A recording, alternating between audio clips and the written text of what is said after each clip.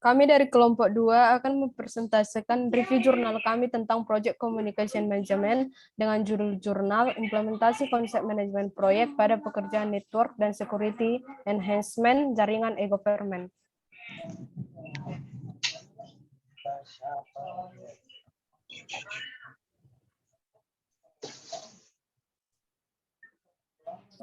Untuk Project Communication Management sendiri adalah terdiri dari 3 bagian. Yang pertama Plan Communication Management, yang kedua Manage Communication, yang ketiga Control Communication. Untuk Plan Communication Management merupakan pendekatan dan rencana untuk bagaimana mengkomunikasikan perkembangan proyek berdasarkan informasi dari stakeholder dan requirement. Manage Communication merupakan membuat, mengumpulkan, mendistribusikan, menyimpan semua dokumen yang berhubungan dengan informasi proyek. Untuk Control Communication, proses untuk memonitor dan mengontrol komunikasi melalui project life cycle untuk memastikan informasi yang disampaikan sesuai dengan kebutuhan stakeholder.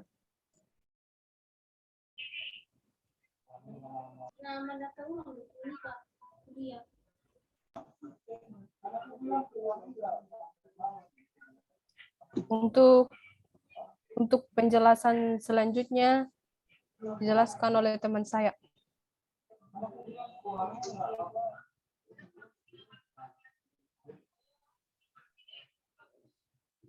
Item yang akan dinilai berdasarkan COVID-5. Pertama, kode EDM 03, proses mematikan optimasi terhadap risiko. Keterangan, memastikan besarnya risiko dan toleransi risiko yang dapat diterima organisasi dimengerti, diartikulasi serta dikomunikasikan dan dilakukan kegiatan identifikasi dan pengelolaan risiko yang berhubungan dengan nilai infrastruktur jaringan. Kedua, EDM 04, proses memastikan pengoptimalan sumber daya. Keterangan memastikan bahwa sumber daya atau SDM, teknologi dan proses terkait dengan infrastruktur jaringan memadai untuk mendukung tujuan organisasi dan berfokus pada penggunaan biaya secara optimal. Ketiga, kode AP001, proses manajemen kerangka manajemen TI. Keterangan, menjaga tata kelola TI organisasi, mekanisme dan otoritas dalam mengelola informasi dan penggunaan TI dalam organisasi agar sejalan dengan kebijakan dan prosedur yang berlaku. Kode APO 03, proses manajemen enterprise arsitektur. Keterangan, membuat kerangka kerja umum atau renstra TI yang mencakup proses bisnis, informasi data, aplikasi dan arsitektur teknologi untuk mewujudkan strategi organisasi dan strategi TI. 5. Kode APO 04, manajemen inovasi. Keterangan menyadari dan menganalisis tren TI dengan tujuan untuk mengidentifikasi kesempatan dalam berinovasi dan membuat perencanaan untuk mendapatkan keuntungan dari inovasi tersebut. 6. Kode APO 07, proses manajemen sumber daya manusia. Keterangan menyediakan pendekatan terstruktur untuk mendapatkan struktur penempatan hak dan kemampuan yang optimal dari sumber daya manusia, termasuk di dalamnya mengkomunikasikan peran dan tanggung jawab, rencana perkembangan karir dan ekspektasi kinerja. Kode APO 12, proses manajemen risiko. Mengidentifikasi, menilai, dan mengurangi risiko terkait dengan infrastruktur jaringan agar tetap di dalam batasan toleransi yang ditetapkan oleh pimpinan organisasi. Kode APO 13, proses manajemen keamanan. Keterangan mendefinisikan, mengoperasikan, dan memantau sistem manajemen keamanan informasi. Kode BAI 04, proses manajemen ketersediaan dan kapasitas. Keterangan menyeimbangkan keadaan saat ini dengan kebutuhan di masa depan terkait dengan ketersediaan, kinerja, dan kapasitas serta penggunaan biaya yang efektif, termasuk penilaian dan kemampuan saat ini, perkiraan kebutuhan masa depan berdasarkan kebutuhan bisnis, analisis dampaknya bagi bisnis, dan penilaian resiko serta tindakan implementasi untuk memenuhi kebutuhan yang telah diidentifikasi. Kode BAI 06, proses manajemen perubahan. Keterangan mengelola semua perubahan dengan terkendali, termasuk perubahan biasa dan darurat terkait dengan proses pelayanan, aplikasi, dan infrastruktur, termasuk standar prosedur, penilaian dampak, pengaturan prioritas, perubahan darurat, pelacakan, pelaporan, dan dokumentasi. Kode BAI 09, proses manajemen aset. Keterangan mengelola aset infrastruktur jaringan untuk memastikan dapat memberikan manfaat dengan biaya yang optimal, beroperasi dengan baik dan dilindungi secara fisik. Mengelola lisensi perangkat lunak untuk memastikan jumlah yang dimiliki sesuai kebutuhan dan digunakan dengan tepat. Kode BAI 10, manajemen konfigurasi. Mendefinisikan dan menjaga deskripsi dan hubungan antara sumber daya kunci dan kemampuan yang dibutuhkan untuk menjalankan layanan TI, termasuk mengumpulkan informasi konfigurasi, menetapkan acuan dasar konfigurasi, memverifikasi dan mengaudit konfigurasi, serta memperbarui penyimpanan konfigurasi. Kode DSS 01, proses manajemen operasional. Keterangan mengkoordinasikan dan melaksanakan aktivitas dan prosedur operasional yang dibutuhkan untuk memberikan layanan TI, termasuk pelaksanaan SOP dan aktivitas pemantauan. Kode DSS 03, manajemen permasalahan. Keterangan mengidentifikasi dan mengklasifikasikan masalah dan penyebabnya serta menyediakan pemecahan masalah untuk menghindari terulangnya kejadian yang sama. Kode DSS 05, proses manajemen keamanan layanan. Melindungi informasi organisasi untuk menjaga tingkat risiko keamanan agar tetap bisa diterima sesuai dengan kebijakan keamanan. Menetapkan peran, hak, dan melakukan pemantauan keamanan. Dan terakhir kode MEA 01, proses memantau, mengevaluasi, menilai kinerja, dan kesesuaian. Keterangan mengumpulkan, memvalidasi, dan mengevaluasi tujuan dan metrik proses bisnis dan proses TI. Memastikan bahwa proses-proses berjalan sesuai harapan, tujuan, dan metrik sehingga mampu menyediakan pelaporan yang sistematis dan tepat waktu.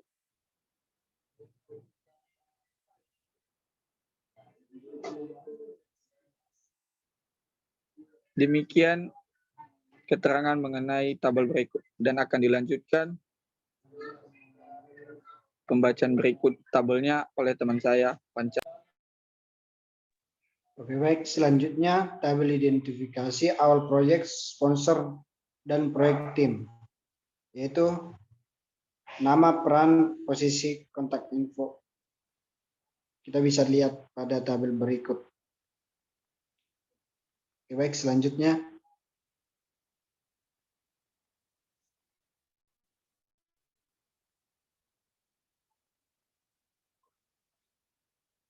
tabel draft communication management plan. Yang pertama, konten kick-off meeting. Yang pertama, rencana kerja mengacu pada dokumen perencanaan yang telah dibuat. Kedua, penjelasan poin-poin yang terdapat dalam proyek charter. Ketiga, penjelasan terkait anggota tim kepada proyek sponsor. Keempat, penjabaran aktivitas pekerjaan yang akan dibuat.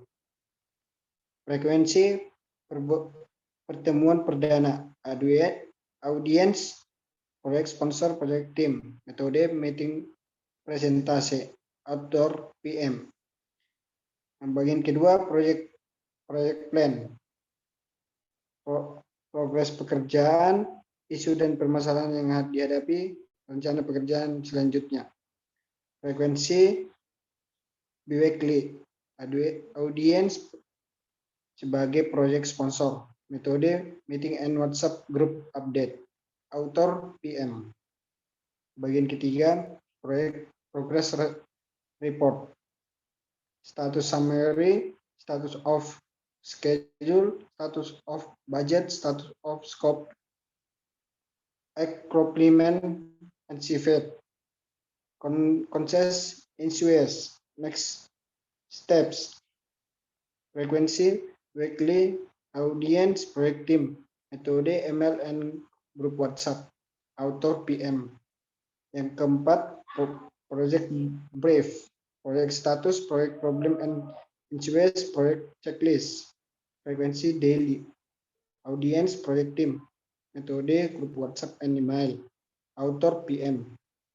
Yang bagian terakhir, project final report, hasil pengujian, serah terima proyek. Frekuensi akhir proyek, audiens, proyek sponsor, metode meeting presentasi laporan akhir proyek, author PM. Berikutnya akan dibacakan teman saya, Roy.